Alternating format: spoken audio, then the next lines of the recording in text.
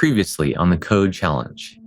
And that's already the insight that my AI agent is giving me. I'm going to go one by one on the applicable intermediate packets to start distilling all of my notes before we outreach to locations. Is me not being confident. It's me saying, well, that's dumb. I shouldn't go that way. I shouldn't talk this way. This group of people are going to hate it if I come out with this perspective. Now, the real question, was any of it worth it? We captured, we organized, we distilled. Now it's time to express. Check this out. He responded same day within less than 2 hours. We're going to be pitching Asian grocery stores in Los Angeles today. I start to get lost in the process. Look, this whole thing is, I'm not going to have a finished book by the end of this month. Step 4 is express. The ultimate goal of the framework is transforming stored knowledge into something new for the world. Over here, I have my page of my course, Workshop AI. So I have here the tasks, what I was supposed to be doing those last few weeks. I have here all of the material that I captured, and after I distill them, I come up with notes. So those are the results of the capturing and distilling of those materials. And then they will culminate in the content that I actually need to produce. That's my final product. In this case, it's a live workshop, so I'm not going to record, I'm not going to film, I'm not going to do scripts. It's just a live workshop. I have here a few diagrams. You can see here one diagram, then I have this other one, and then I have my slides, which are already embedded here in this note. So I'm not going to show everything, but those are the slides. This is the outline. That's what I'm going to be following. Just a guide for me to what to talk about, what I want to say, of course. Carolina's workshop was 48 hours away. In Fort Lauderdale, Edvardo faced his monsters for the first time. It's time to start putting my thoughts together, start expressing it, start compiling it. And I would be lying if I didn't say that this isn't scary. I I hate this part because this is where, things get insecure. In fact, I already have like a really good sense of how I want this like introductory chapter to flow. I think it's going to start with like magic, something captivating under each of the main headings. That's like, okay, well, this is what this part is telling me. This is what I'm going to use as a resource as I write this. Yeah. I'm going to take what I have here. Essentially, just think through how I want to just read the material here, and from my mind, from my heart, just type, just kind of create. Some of these items have been boiling in my heart for a while too already. Kind of want to start here. Let's go here first. All right. So I think the biggest pieces for me is really, I want to tell kind of like the heartache, the difficulty of, what has brought me to this place, this moment. I think that's what I'm looking to express now. It's, who is Eddie? Yeah, I think the key thing I'm doing here right now is I'm going to be sitting down and taking time every day just to keep adding and just letting these things flow. It's super important right now that I stay in the pocket of like joy, of resonance, of like, I want to do this, I'm interested, and really to pay attention when that cuts off and that stops, because that's an indication I need to transition. Because if I stay in that too long, it'll become like Judgment Day and procrastination and perfectionism and all the extra stuff that's negative. So it's like, hey, either transition to another part of the project once that wall hits, or take a break and do something else. Yeah, I think this is the main thing I'll be doing. I'm gonna just build on this and also show another expression that I do for another chapter that I'm working on. And as I started writing, I started to get lost in the process. I'll say that dancing with it was probably me a day before, 2 days before, knowing that I had to get to this point, and in some ways avoiding it. In some ways, it's kind of like finding ways to procrastinate productively. Look, this whole thing is, I'm not going to have a finished book by the end of this month. I want to have a working manuscript that I can continue to edit, perfect, refine. 2,500 miles west, Ethan was about to find out if his system worked.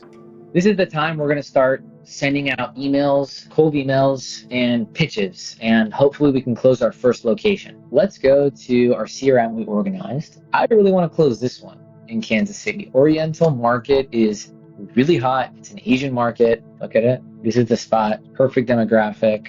They get good foot traffic. It's exactly what we need. So I want to send the owner an email. The owner's name is Ethan.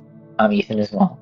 Hi, Ethan. It's a pretty fire email, honestly. It's short and sweet. It starts very strong. I quickly said who I am, what we do. There's no reason why you say no to this, to be honest. So I sent this email copy to our franchisee, Lauren, to send directly to Ethan, and she CC'd me. Check this out. He responded same day within less than 2 hours. Can you stop by next Monday at Oriental? And we have his number now. I'm actually going to save that here. In the final week, the technical questions about software and organization began to recede. The system framework moved into the background, forcing each participant to face the specific internal barriers standing between them and their goals. This is what I'm going to have open at the time of the session. So the most important is this one, which is the outline of everything that I need to speak about. That's what I have open in front of me when it's time to deliver that session. I have it here, it's connected. I have 41 slides, so I'm finishing the illustration of those slides. Sometimes I have some images, sometimes I have some charts. This one I already created, so I put it here. Sometimes I just needed an illustration, an image, or a photo or something like that to show. And then once I have that ready, I can put this on review because it's already illustrated. I already have all the slides, everything I need, so I just need to review. I will do that right before the session, a couple of days before the session, because something might have changed. And then I can go on and just start working on the second session. Carolina was approving slides. In Fort Lauderdale, Edvardo was resisting his own draft. Struggling with a bit of insomnia, couldn't sleep.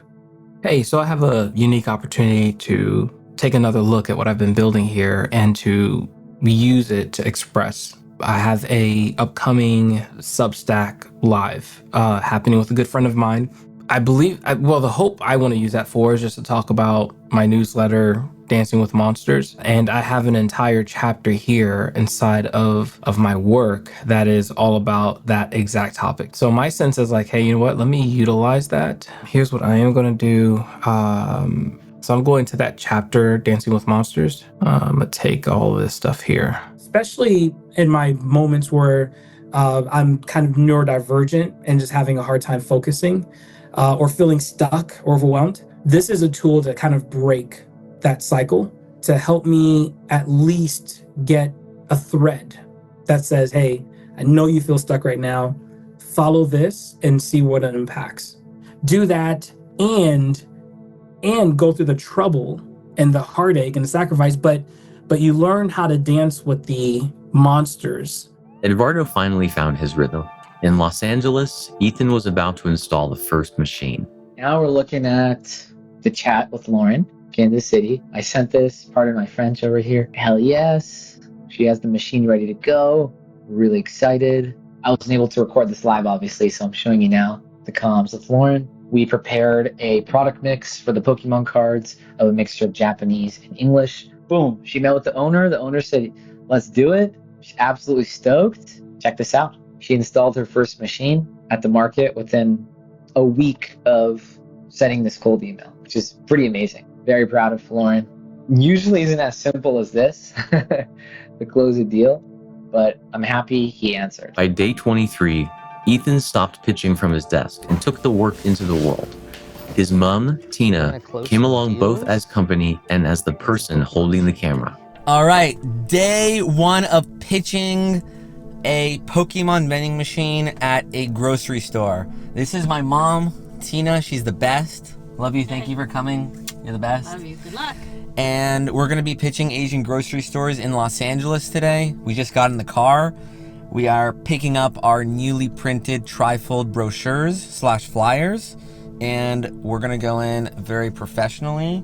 And we'll let you know how it goes. Stay tuned. All right, guys, this is Najia Market right now on Sawtelle. It's like one of the most Asian neighborhoods in Los Angeles. Really good, fresh Japanese sushi. This way. Good afternoon. How are you? I have a question. I have it's kind of random, but I have a Pokemon vending machine business. We have these like really cool vending machines, so like touchscreen. Put them on the wall, we could do freestanding.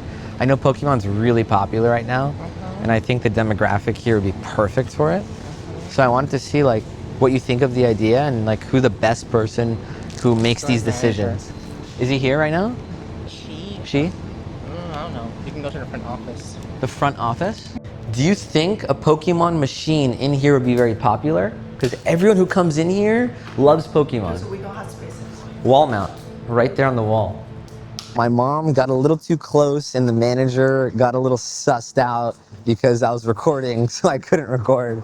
But I guess what she told me was they're very corporate. So she gave me the number to corporate headquarters and the name of the procurement manager I got to speak with.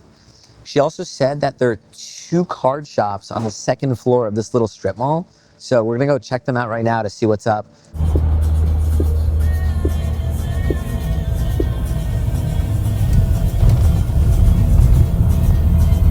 Just this store, we have several You have multiple, stores. yeah. So you have a good chance that if you make a deal with them That's or true. we reach an agreement, they might send them to other parts. Yeah, that's true. The Pokemon thing is a good idea. It's hot right now, right? Actually, this vendor, the ones that provided this, he was supposed to bring something similar, but Interesting. it fell through. Oh, fell through, okay. And many stores were disappointed about that. Oh, but, wow. talk to I'm local, to the yeah. company. I've had the business since 2019. Okay. Yeah. So talk to the company, you know, Okay. like, I mean, Is there anyone in specific, who's the like best person like I should reach out to in corporate? Like, do you have a name? No, we do have the email, like let's see. Couldn't really reach any owners, of course. All these places were corporate. They sent me to their corporate HQ in Torrance, California, which is 45 minutes from LA. That's going to require a lot more work. You know, within these 30 days, we got to close the Kansas City location within 1 week of sending that cold email, which is pretty awesome. We sent just like 5 or 6 cold emails. So 20%, almost about a 20% close rate.